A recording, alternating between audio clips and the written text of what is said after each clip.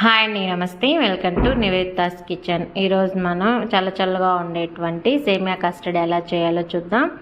దానికోసం ఏ పాలైనా యూస్ చేయొచ్చు. గేదె పాలైనా, ప్యాకెట్ పాలైనా, ఫుల్ క్రీమ్ పాలైనా ఏవైనా యూస్ చేయొచ్చు.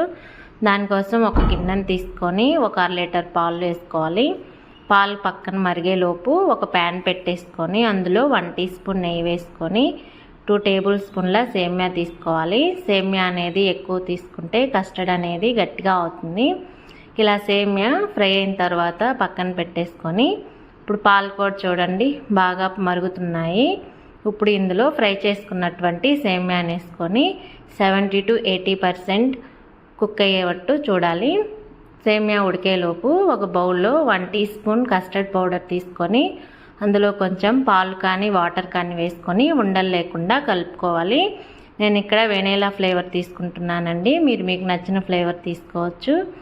ఇలా కలుపుకున్న దాన్ని పక్కన పెట్టేసుకొని సేమియా ఉడికిందో లేదో చూద్దాం. సేమియా అనేది పట్టుకుంటే ఇలా తునిగిపోతే సరిపోతుంది. ఇప్పుడు ఇందులో టేస్ట్కి సరిపడా షుగర్ని వేసుకుందాం. ఇక్కడ నేను 3 టేబుల్ స్పూన్ల షుగర్ తీసుకున్నాను. మీరు ఎక్కువ స్వీట్ ఇష్టపడే వాళ్ళైతే 1 టేబుల్ స్పూన్ ఎక్స్ట్రా తీసుకోవచ్చు. ఇప్పుడు షుగర్ మొత్తం కరిగేటట్టు బాగా కలుపుకోవాలి. షుగర్ మొత్తం కరిగిన తర్వాత మనం కలిపి పక్కన పెట్టుకున్నటువంటి కస్టర్డ్ పౌడర్ వాటర్ని వేసుకోవాలి. ఈ కస్టర్డ్ పౌడర్ వాటర్ వేసుకున్న తర్వాత ఎక్కువసేపు మరిగించాల్సిన అవసరం లేదండి. 2-3 మినిట్స్ ఉంచితే సరిపోతుంది. ఇప్పుడు దీన్ని పక్కన పెట్టేసుకొని వేడి చల్లారేంత వరకు ఇలా తిప్పుతూ ఉండాలండి, లేకుంటే మేగడ కట్టేస్తుంది.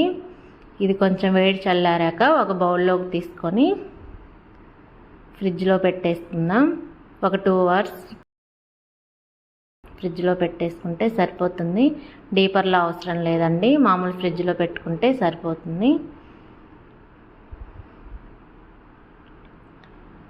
ఇప్పుడు 2 అవర్స్ తర్వాత ఫ్రిడ్జ్లోంచి తీసిన తర్వాత దీన్ని ఒకసారి బాగా మిక్స్ చేసుకోవాలి.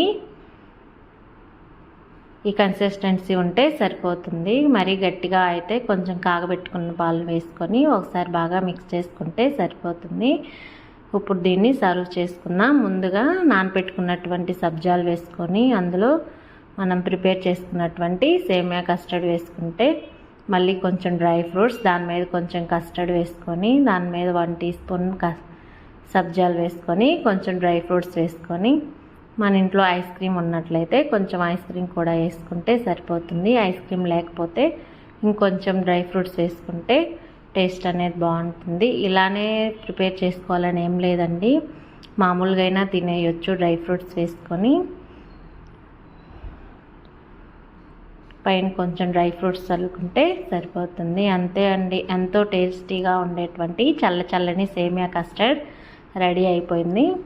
మీరు కూడా మీ ఇంట్లో ట్రై చేసి ఎలా వచ్చిందో కామెంట్ సెక్షన్లో తెలియచేయండి. మన ఛానల్ని లైక్ చేయండి, మీ ఫ్రెండ్స్కి రిలేటివ్కి షేర్ చేయండి. నివేదితాస్ కిచెన్ ఛానల్ని సబ్స్క్రైబ్ చేసుకోండి.